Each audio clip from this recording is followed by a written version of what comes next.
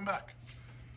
So today we're going to finish getting the software installed and hopefully get the oil pan actually installed. Alright, so I got the software downloaded. Now we're just having to do the install and setup and whatnot. I don't know what I'm agreeing to, I'm just going to agree.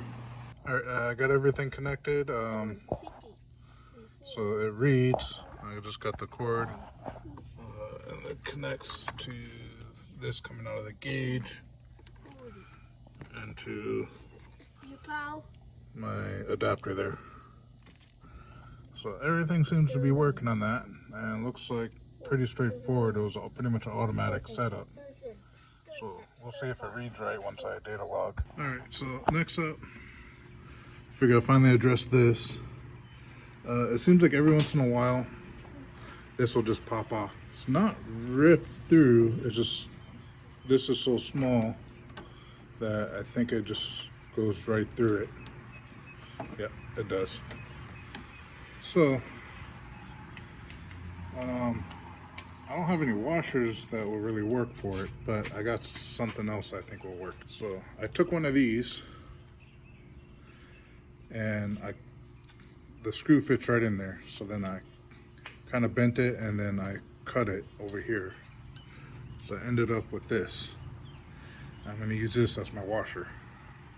And this should be big enough where it won't let it go through. This screw had some rust and it's dirty, so I had a new looking screw laying around, so we're going to use this instead.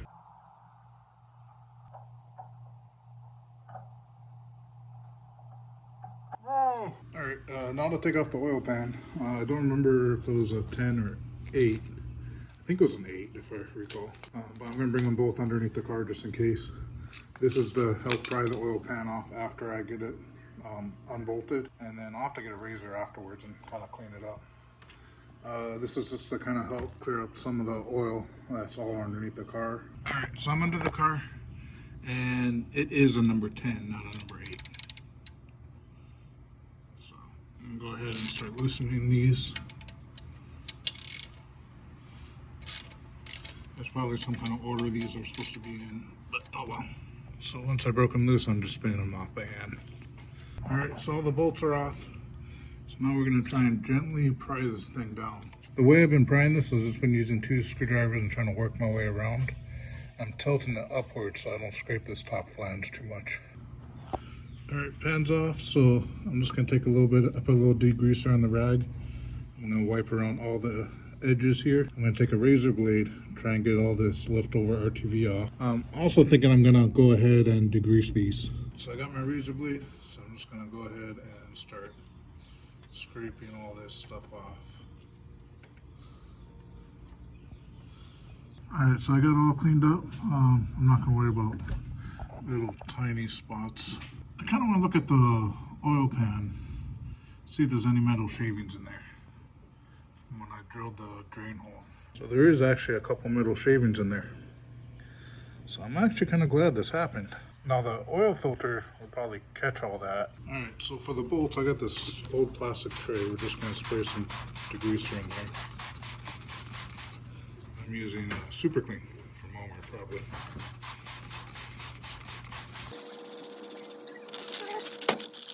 Alright, so these things have been soaking for a couple hours. So I'm going to try and dump some of this grease, degreaser. And then I'm just using distilled water. You can probably use regular water just fine. Shake that up a little bit.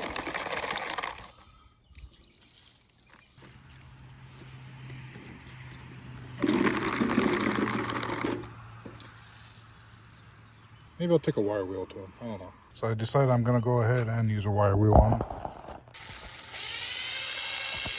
Alright, so I just finished cleaning up the bolts with the wire wheel. Then I rinsed them off again, and now I got them on top of the car drying. Thinking about painting them. What do you think? It doesn't matter what you think, because I'm probably going to do it anyway. So in case anybody ever noticed that I have the sandblaster cabinet, sandblaster, I got another sandblaster gun that's not there. That's the powder coat gun. The reason why I'm not using this is I don't have a compressor yet. I got one available to me. I gotta go pick it up. I haven't been in a rush to get it, mainly because I don't have a power source set up for it yet. But eventually I want to redo all the suspension parts. I actually have an oven for the powder coating. So that way, once I get the paint stuff for it, I can actually go ahead and start powder coating some suspension parts. So I got the bolts here. I decided I'm not going to paint it because it's probably just going to get scratched up. So before we get the oil pan on, lunchtime.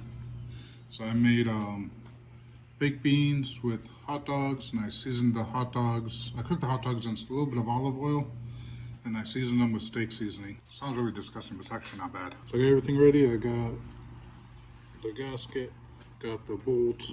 So basically I'm just gonna put a bead on the inside, maybe a bead on the outside, press it on there, kind of hand tighten the bolts, let it dry. Once it's dry, then I'm gonna go ahead and then torque down the bolts, and that should give a nice solid seal. Hopefully it doesn't leak this time. Oil pan's done. Once the RTV dries, I'm gonna go ahead and torque the oil pan all the way down. So I just sprayed all this with degreaser, and I'll wipe it up in a few. But yeah, I sprayed the axles, I sprayed everything. So I kind of wiped it down. Looks a little bit better. In case anybody's wondering what I got going on with my suspension, JIC coilovers, energy suspension bushings, and 2J spacer. I think it's called a traction spacer or something. Don't know if it does anything. All right, that's it for today. At least I got something accomplished, I think. I hope. It would be nice to be like a rich YouTuber that can afford to just make videos of like $500,000 parts during every video. You're gonna get what you're gonna get. $30 oil pan. That's all you get today. Peace out. Aloha.